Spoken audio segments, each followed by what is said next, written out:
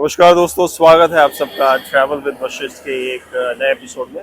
दोस्तों, मैं आ गया हूँ दिल्ली के सबसे लेटेस्ट टूरिस्ट अट्रैक्शन में। पीछे आप देख सकते हैं शहीदी पार्क। ये पार्क जो है इंडिया का सबसे पहला आउटडोर म्यूजियम पार्क है, जो कि अभी रिसेंटली 9 अगस्त को पब्लिक के लिए ओपन हुआ था।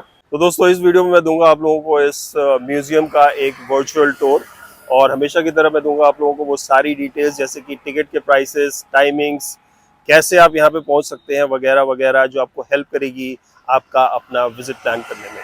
चलिए शुरू करते हैं।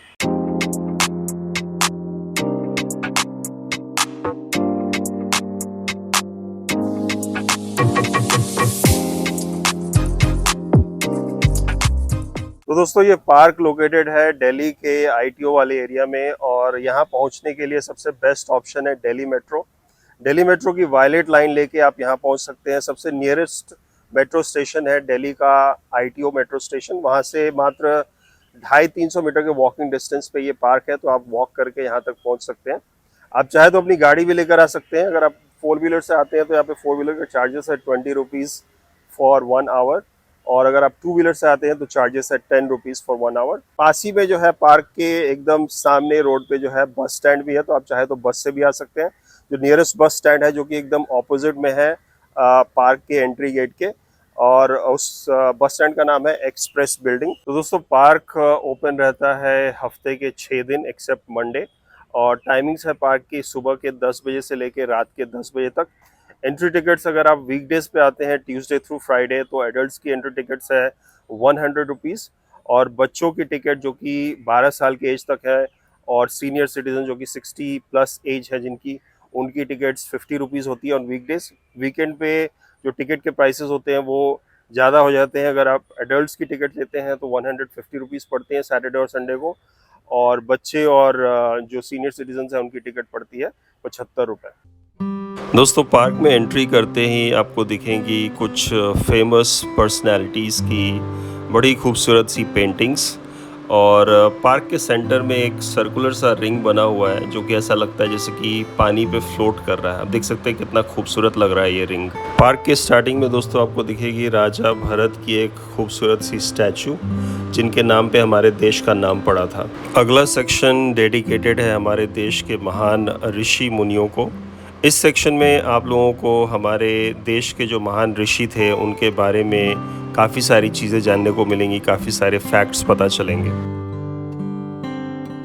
आगे बढ़ते ही आप लोगों को दिखेगी भारत माता की एक बहुत बड़ी सी स्टैचू, जो कि पार्क के बिल्कुल सेंटर में लोकेटेड है। आप देख सकते हैं ये स्टैचू कितना ब्यूटीफुल, कितना खूबसूरत लग रहा है। तो दोस्तों, इस पार्क में जगह जगह पे विजिटर्स के कन्वीनियंस के लिए यहाँ पे बेंचेस लगे हुए हैं। पार्क जो है काफ़ी बड़ा है, 4.5 एकड़ में बना हुआ है पूरा पार्क, और काफ़ी बड़ा है, तो चलते चलते थकान हो सकती है। तो टूरिस्ट और विजिटर्स के कन्वीनियंस के लिए यहाँ पे बेंचेस लगे हुए हैं। इनकेस आप थक गए तो यहाँ पे कुछ देर बैठ के आराम कर सकते हैं।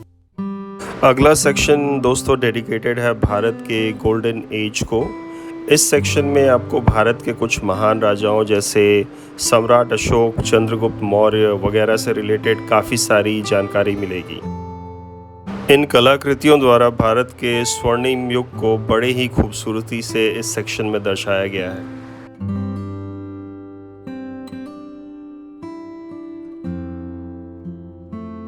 इसके बाद के सेक्शंस मोस्टली डेडिकेटेड है भारत के स्वतंत्रता संग्राम से रिलेटेड, जैसे कि ये सेक्शन डेडिकेटेड है मराठा एम्पायर को।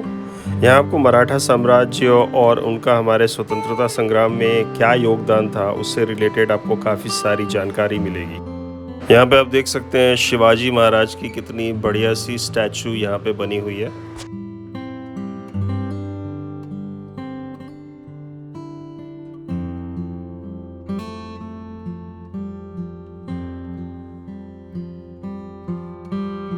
अगला सेक्शन डेडिकेटेड है 1857 रिवॉल्ट को, जिसे द इंडियन रेबेलियन ऑफ 1857 के नाम से भी जाना जाता है। इस सेक्शन में आपको मंगल पांडे, रानी लक्ष्मीबाई, बिरसा मुंडा जैसे कई और लोगों के जीवन के बारे में और उनका 1857 की लड़ाई में क्या योगदान रहा था, इसके बारे में आपको काफ़ी सारी जानकारी मिलेगी।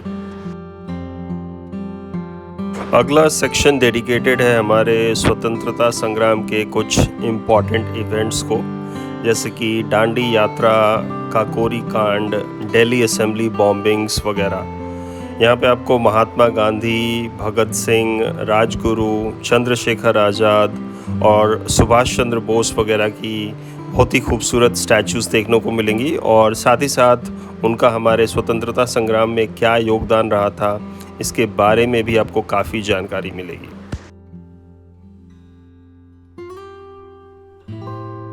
अगला सेक्शन डेडिकेटेड है भारत के आज़ाद होने के बाद की हुई चीज़ों को।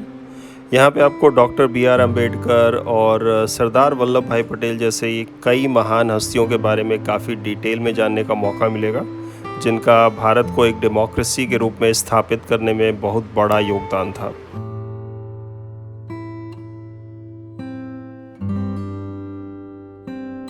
अगला सेक्शन डेडिकेटेड है हमारे उन वीर जवानों को जिनको अपनी वीरता, शौर्य और बलिदान के लिए परमवीर चक्र से नवाजा गया था। इन वीर जवानों ने आज़ादी के बाद हुई कई लड़ाइयों में लड़ते हुए देश के लिए अपनी जान की कुर्बानी दी थी।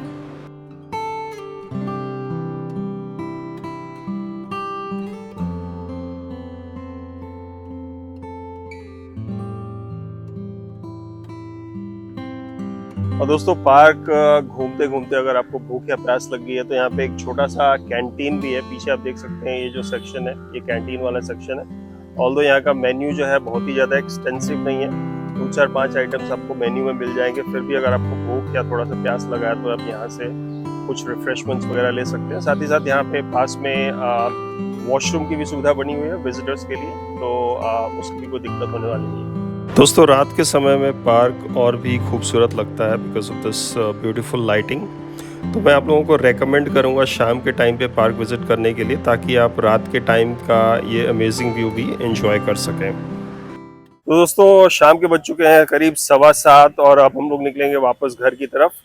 तो ऑल इन ऑल दोस्तों, ये पार्क बहुत ही बढ़िया बना हुआ है। अगर आप दिल्ली आ रहे हैं या फिर दिल्ली में रहते हैं तो आप ज़रूर इस पार्क को एक बार विज़िट कीजिए। और अगर आप पार्क को विज़िट कर रहे हैं तो मैं रेकमेंड करूँगा कि आप पार्क शाम के टाइम पे विज़िट कीजिए, ताकि रात के टाइम का जो ये लाइटिंग वाला जो व्यू है आप इसको एंजॉय कर सकें। तो उम्मीद करता हूँ दोस्तों वीडियो आप लोगों को पसंद आई होगी। अगर वीडियो अच्छी लगी हो तो प्लीज़ वीडियो को एक लाइक जरूर दीजिएगा, और इसी तरह की और वीडियोस के लिए मेरा चैनल सब्सक्राइब करना मत भूलिए। मैं मिलूंगा बहुत जल्दी आप लोगों से अगली वीडियो में दोस्तों, तब तक के लिए जय हिंद।